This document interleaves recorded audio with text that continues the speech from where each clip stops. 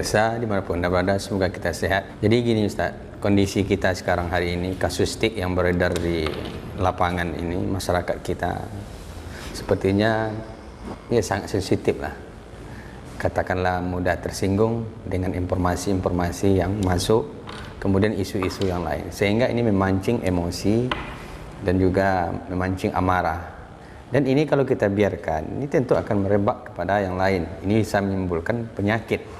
Nah, penyakit yang akan menggerogoti perasaannya dan juga akan menghilangkan mood-mood positif terhadap lingkungan. Jadi bagaimana baiknya ini, Ustaz? Ya, bismillahirrahmanirrahim. Pemarah ya. Yeah. Hari ini masyarakat kita tuh menjadi masyarakat pemarah. Yeah. Dulu zaman dulu itu kan ada kerusuhan massa dan sebagainya, itu disebut kita ini ada amok gitu kan istilahnya. Jadi suka suka mengamuk, kemudian gampang terprovokasi dan lain sebagainya. Hari ini juga masyarakat kita gampang sensitif sekali terhadap berbagai informasi yang berseliweran di media sosial, dan mereka meresponnya luar biasa. Mereka meresponnya marah, mereka meresponnya memaki-maki, mereka meresponnya menghina. Mereka nggak perlu baca berita, cukup baca judul itu sudah menjadi modal untuk merespon dengan respon yang sangat negatif. Dan sangat merusak sebenarnya. Kalimat-kalimat digunakan tuh rata-rata kalimat negatif. Nah, masyarakat sensitif seperti ini sebenarnya ya masyarakat yang sedang sakit. Kita ini sedang sakit sebenarnya. Ya, karena ruang di hati kita ini sudah sudah dipenuhi dengan amarah, bengis ya, kemudian juga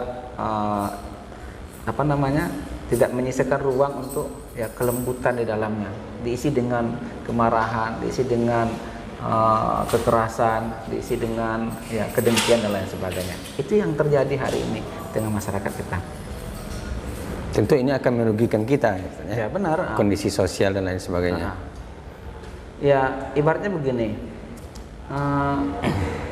masyarakat kita ini ya, bukan masyarakat, maksudnya kalau kita ini dari perspektif yang berbeda lah kira-kira ya. Kalau kita sakit ya, ada anggota tubuh kita yang sakit, kemudian yang sakit jempol kita misalnya, tapi ketika tergoyang badan kita, tersenggol badan kita, badan kita yang lain, itu kita tadi jempol kita yang sakit itu akan bereaksi kan, karena dia kesatuan, merespon ya, merespon dia. Atau kita sedang sakit gigi gitu, orang dengarkan orang setel musik kita marah, orang bersuara keras kita emosi. Ya, begitulah kondisi kita hari ini. Maksud saya, poin saya di sini adalah ada sesuatu yang sakit di masyarakat kita ini. Sehingga begitu mudahnya kita marah, begitu mudahnya kita mengumbar makian, hinaan kepada orang lain. Ini bisa saja ini dipicu oleh banyak hal, tapi diantaranya adalah ya kecurigaan, ada komunikasi yang tersumbat. Ya misalnya tengah masyarakat ini kan sekarang yang sedang banyak dibicarakan tuh ya berseberang pendapatnya antara pemerintah dan rakyat misalnya. Ya kan. Apalagi sekarang ada kasus-kasus kita dengar yang baru-baru ini ya. Iya. Nah, ini kan juga banyak menimbulkan konflik di masyarakat, sehingga masyarakat ingin tampil agar meluruskan agar pemerintah yang notabene tidak seperti itu. Jadi itu tadi masyarakat tidak perlu lagi isi pembicaraan konten pembicaraan itu yang mereka ini kan. Pokoknya kalau pemerintah ya terpeleset bicaranya, ya sudah, itu jadi alasan untuk menghantam pemerintah. Ya, masyarakat curiga kepada pemerintahnya, ya kan? Pemerintah juga melakukan hal yang sama kepada rakyatnya. Itu sama komunikasinya. Ya, saling mencurigai, sehingga terjadilah hal seperti ini. Ya, pemerintah mencurigai rakyatnya, misalnya ya, seperti isu-isu, ya, ini kelompok radikal, ini kelompok ekstrim dan lain sebagainya. Sebenarnya kan sederhana saja, kalau benar, misalnya kan ada dirilis walaupun informasinya oleh negara tidak dianggap, bukan dari mereka data itu, tapi yang beredar tengah masyarakat itu kan udah ada list namanya. ada ustadz-ustadz kita di list ini ustadz radikal nomor 1, nomor 2, nomor 3. Kalau benar mereka itu radikal dan melanggar undang-undang ya, dan melanggar konstitusi, tangkap saja. Kalau memang ini jadi kalau itu timbul fitnah kan. Saya juga nggak percaya seorang ustadz itu kan tidak ada yang radikal. Ustadz itu menyampaikan kajiannya dengan kebenaran dan kelembutan. Jadi tidak ada yang radikal. Tapi kenapa ini juga bisa muncul? Apakah ini sebuah pesanan dari pihak luar untuk menghantam atau gimana? Ya, kalau radikal nih agak bermain di tepi jurang gitu ini. Iya. Kesalah-salah kita bisa kena juga nih. Tapi begini, radikal itu perlu didefinisikan sebelumnya. Jadi yang dimaksud dengan radikal itu apa? Karena radikal itu bisa saja ramah, terdidik, dan berakal kan. Jadi kalau ustadznya radikal, berarti ustadznya ramah, terdidik, dan berakal. Yeah. Tetapi yang dimaksud oleh pemerintah itu radikal itu adalah orang yang dianggap membenci pemerintahan yang sah ini dan merongrong ya pemerintahan ini. Ya mungkin mengajak membenci, mengajak tidak menyukai, kemudian mengajak orang lain untuk menghujat pemerintah dan sebagainya. Tetapi dalam alam demokrasi, ya, kalau masih sebatas kritik, setajam apapun itu boleh dilakukan. Kita udah memilih sebagai negara demokrasi misalnya, ya kita harus terima konsekuensi itu. Nah, kemudian apakah itu pesanan? Ya, kalau saya tidak tahu pasti lah yang apakah itu dipesan, ada pemesannya, ada yang order itu ya. Kemudian ada yang meminta, ya ini dimasukkan ke daftar radikal dan sebagainya. Tapi di satu sisi ketika ada list usaha-usaha radikal misalnya itu malah promosi gratis bagi usaha-usaha itu. Masyarakat yang kadung tidak percaya ke pemerintah, dan kita harus berani mengatakan sekarang tuh banyak masyarakat juga tidak percaya kepada pemerintah dan banyak juga yang percaya. Ya banyak curiga ke pemerintah, banyak yang percaya. Pemerintah juga begitu, ada yang curiga kepada rakyatnya, sebagian juga ada yang masih percaya kepada rakyatnya, sehingga komunikasi kita jadi jelimet seperti ini. Jadi kalau saya Ustaz, justru kehadiran para ustadz ini sungguh sangat baik di muka bumi, apalagi Indonesia, karena salah satu yang dikatakan Nabi itu sebuah ketertiban daerah itu salah satunya adalah seorang ulama. Hadirnya ulama sebagai pelita, sebagai suluh, mercusuar, kemudian menara air yang memberi manfaat kepada sekitarnya, menyejukkan ya. Tetapi ulama jadi begini, orang selalu menggambarkan ulama itu harus seperti itu, padahal sebenarnya menjadi muslim itu selain benar harus juga syaja'ah. Selain benar dia harus berani menyampaikan yang hak. Kan disebutkan kulil haqqa walau kana murra, katakanlah yang hak itu walaupun dia pahit gitu. Jadi ulama dan ulama dengan umara itu berseberangan itu sejak zaman dahulu, ya kan. Banyak ulama-ulama, ya, banyak para ilmuwan muslim dulu itu dipenjara oleh para umara, oleh pemerintah. Bahkan di zaman yang dekat dengan kita itu juga banyak. Ada Buya Hamka misalnya, ya dipenjara, tapi beliau dipenjara malah menyelesaikan tafsir Al-Azharnya kan. Nah, ulama benar harus memberikan kesejukan kepada masyarakatnya, tetapi dia juga harus menunjukkan jalan kepada masyarakatnya. Dan juga memberi solusi kepada pemerintah. Tapi sebenarnya kita kan menggaji pemerintah, ya, menggaji pemerintah itu supaya mereka mencarikan solusi buat kita, supaya mengurus kita gitu kan. Kita bayar pajak, bayar iuran ke negara ya, dalam bentuk pajak itu ya, agar mereka nyarikan solusi buat kita. Mereka digaji untuk nyari solusi. Jadi sebenarnya tidak ada kewajiban bagi kita untuk berikan solusi. Kalau ada solusi yang kita berikan, itu adalah bentuk sumbangsih kita kepada bangsa ini, kepada negara, kepada pemerintah hari ini. Jadi itu bonus lah dari kita. Tapi secara kita tidak berpikir, karena mereka yang harus nyarikan solusi buat kita. Karena mereka digaji kan. Misalnya ini ada persoalan misalnya minyak goreng misalnya, gimana stabilkan harga. Itu sekarang lagi viral tuh ya, di daerah Jawa-Jawa itu. Berantrian orang hanya masalah minyak goreng. Sementara sawit Indonesia ini kan sungguh luar biasa luasnya. Iya, hutan kita sawit gitu kan. Tapi idealnya pemerintah harus mengarah ke sana. Jadi, ya kan? Iya. Jadi itulah tadi kan. Jadi masyarakat kita ini komunikasi antara pemerintah dengan rakyatnya itu komunikasinya tidak sehat, saling mencurigai antara satu dengan yang lain, sehingga gampang tersulut. Jadi saya sering tulis itu, di dalam buku saya juga pernah tulis itu, kita ini seperti kerisik gitu. Kerisik itu daun pisang yang kering gitu kan. Jadi dengan untung rokok pun bisa mudah terbakar gitu. Gampang sekali kita ini terbakar. Ya karena itu tadi, karena bahan baku untuk dibakar itu sangat potensial sekali. Ya gampang, terus tersulut aja sedikit dah langsung meledak itu. Jadi itu kondisi kita hari ini ya, karena masing-masing membawa kecurigaannya, ya, masing-masing membawa dendamnya, masing-masing membawa buruk sangkanya kepada yang lain.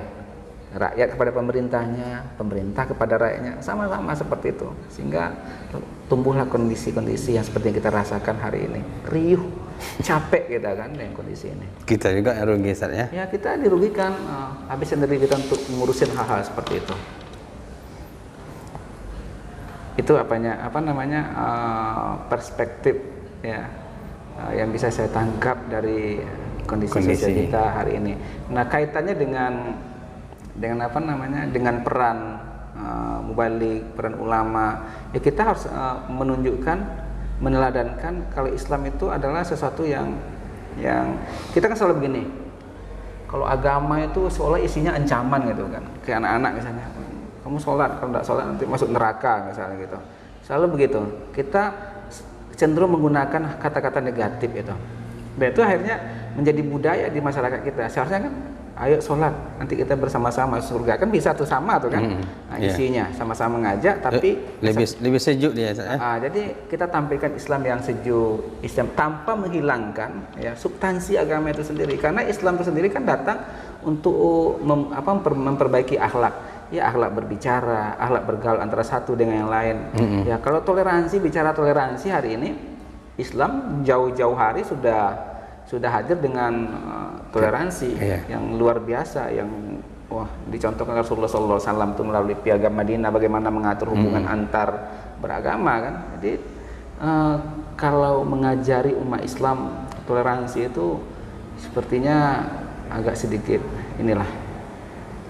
karena Islam lebih dulu mengajarkan itu. Artinya rata-rata orang Islam itu sangat memahami itu, dan sudah mendarah daging dalam tubuhnya. Toleran kan, kita ini dilahirkan ya, agama Islam dilahirkan sebagai agama yang sangat toleran sekali. Jadi aneh aja kalau hari ini kita kemudian umat Islam ini dianggap sebagai umat intoleran gitu. Mereka menjadikan sebagian orang, ya, sebagian temuan-temuan misalnya, ini ada yang mereka yang berpaham takfiri misalnya, suka mengkafirkan orang, ya itu jumlahnya kecil sekali, ya, bukan mencerminkan umat Islam, ya, karena Islam tidak diajarkan seperti itu. Ya, Ahlussunnah wal Jamaah tidak seperti itu. Ahlussunnah wal Jamaah tidak membenarkan merongrong pemerintahan yang sah, tidak membolehkan mengkafirkan orang lain. Mengkafirkan orang itu harus berdasarkan putusan pengadilan gitu, kira-kira kan. Ya, tak bisa perseorangan atau organisasi mengkafirkan orang, nggak bisa, membatalkan syahadat orang nggak bisa. Jadi harus melalui, kalau dalam pemerintahan Islam itu harus melalui proses persidangan. Jadi tidak semudah itu mengkafirkan orang, menyalah-nyalahkan orang. Jadi dalam Islam ini prinsip kita tuh musawwibah. Musawwibah itu saling membenarkan selama ada dalilnya, selama ada ada rujukan yang bisa dipercaya, itu berarti benar. Ya, jadi bukan mukhati'ah, asal berbeda dengan kita itu kemudian salah. Itu yang keliru pemahaman sebagian umat Islam. Sehingga sekali lagi seperti yang saya sampaikan sebelumnya, jadi dibutuhkan kemampuan literasi.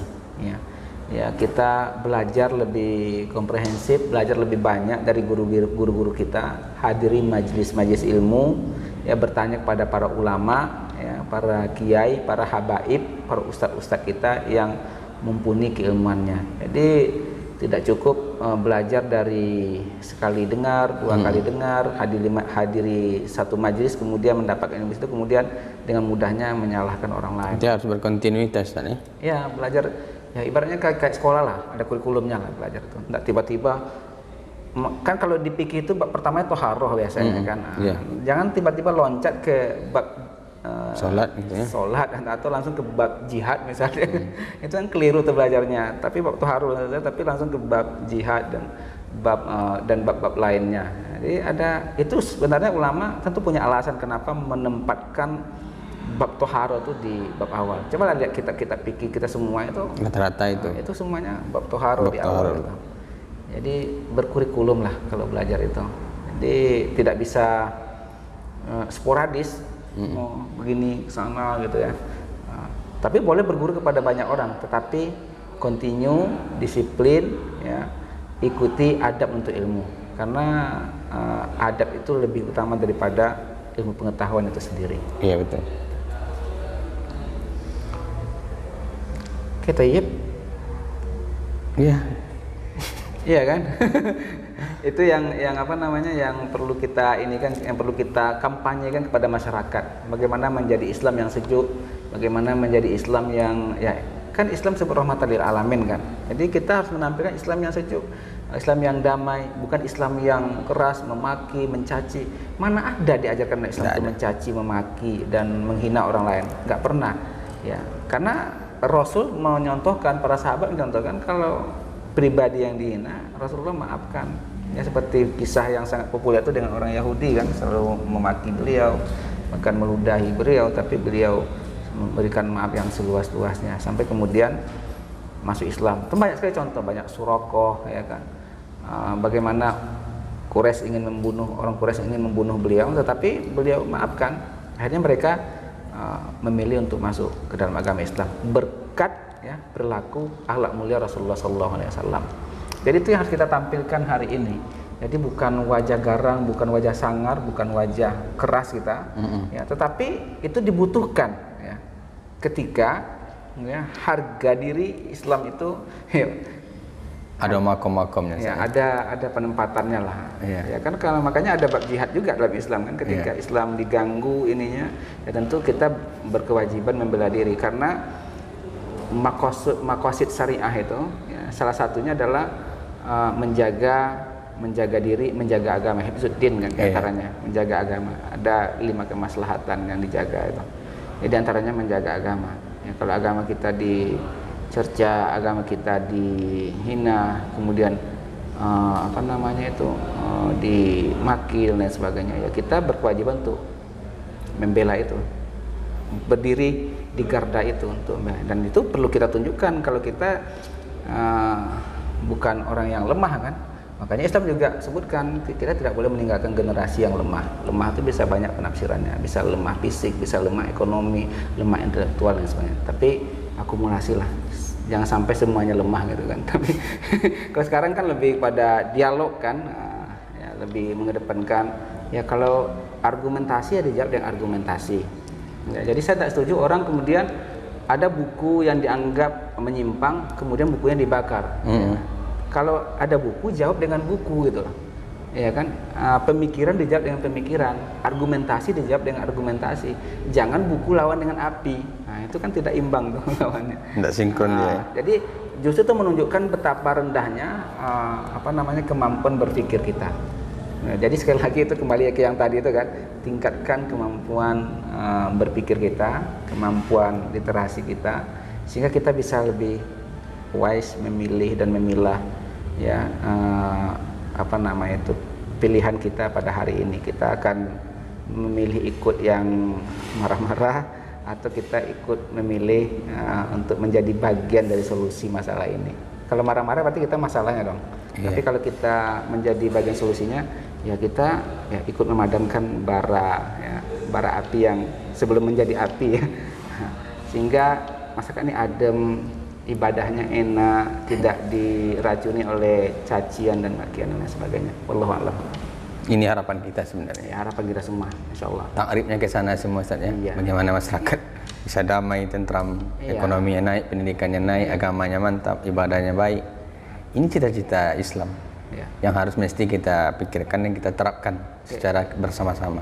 Itu dia baldatun thayyibatun wa rabbun ghafur. Kalau masyarakat enggak damai, bagaimana mereka mau leluasa untuk mencari nafkah dan sebagainya? Bagaimana mereka bisa sekolah kalau keadaan kayak perang yang terjadi hari ini kan misalnya, itu masyarakatnya kan mengungsi, kemudian mereka meninggalkan rumah, ada korban jiwa dan sebagainya. Bersyukur juga kita tinggal di Indonesia ini, Ustaz ya.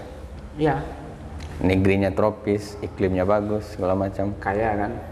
Walaupun cari minyak goreng susah ya. Cari minyak goreng susah ya.